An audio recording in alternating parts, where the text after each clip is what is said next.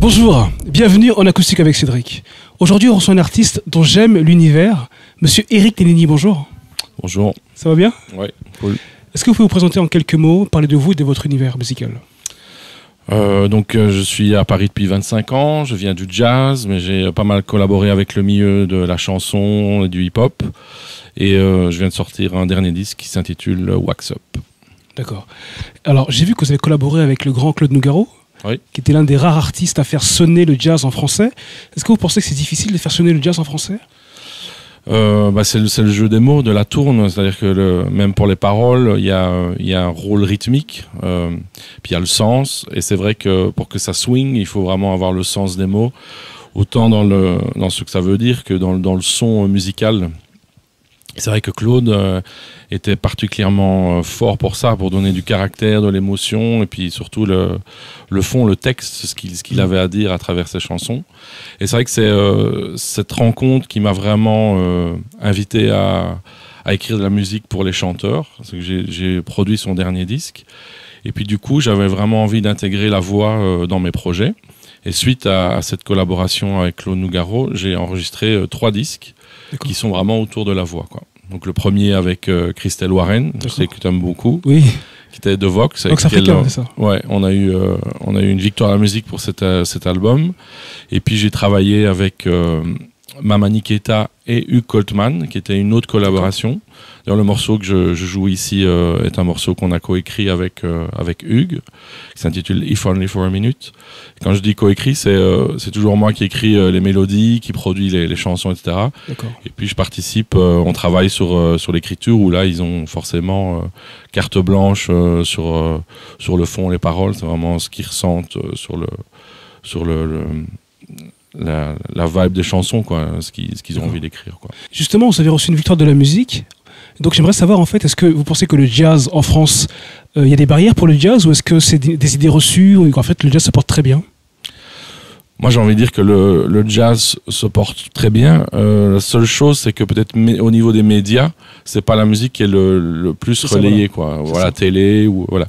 Mais il y a quand même énormément d'émissions, on en parle beaucoup. C'est vrai qu'a priori, c'est aussi une musique qui fait un petit peu peur. On se dit, ouais, qu'est-ce qu'ils vont faire? Ils improvisent, etc.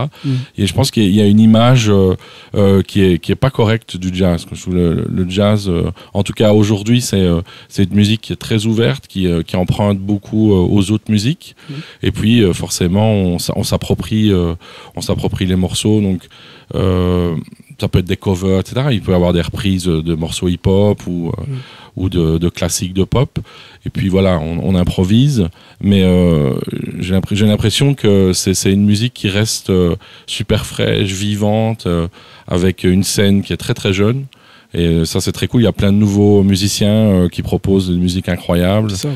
Et voilà, qui sont teintés de pas mal d'autres musiques. C'est quand même une des particularités du jazz, je pense. C'est toujours de s'inspirer aussi des autres musiques.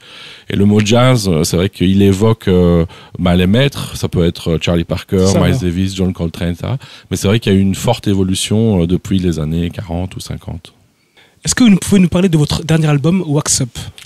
Oui, donc Wax Up, c'est un album que j'ai voulu, plus un album de producteur. C'est que j'ai eu la chance de collaborer avec plein d'artistes et produire des disques. Du coup, j'avais vraiment envie de faire un disque où je suis peut-être un petit peu moins mis en avant en tant que pianiste, mais il y a eu un gros travail d'écriture, un gros travail de production, et la direction aussi est beaucoup plus électro, beaucoup plus soul.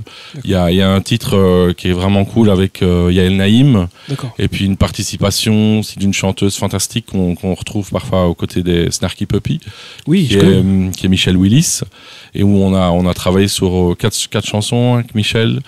Et en toile de fond, il y a toujours Hugues Coltman qui est là. C'est vrai qu'on collabore.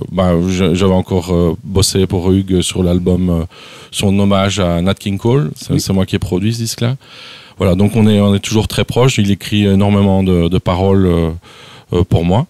Et donc ce disque était un disque que j'aurais déjà peut-être voulu enregistrer quand j'étais ado, que j'étais à New York, où j'écoutais beaucoup de hip-hop, beaucoup de soul. Puis c'est vrai que la vie a fait que je suis parti dans une filière, je dirais, plus classique, plus jazz, plus acoustique, etc. Et petit à petit, j'ai vraiment eu envie d'ouvrir mon son. Et c'est vrai que c'est le troisième volet d'un volet autour de la voix. Et ce disque-là, j'avais vraiment envie qu'il soit plus électro, plus soul, plus hip-hop. Et du coup, un tout petit peu plus loin du prisme du jazz classique, quoi. D'accord. Maintenant, les amis, on va écouter Monsieur Eric Nellini en live, en acoustique avec Cédric. En live.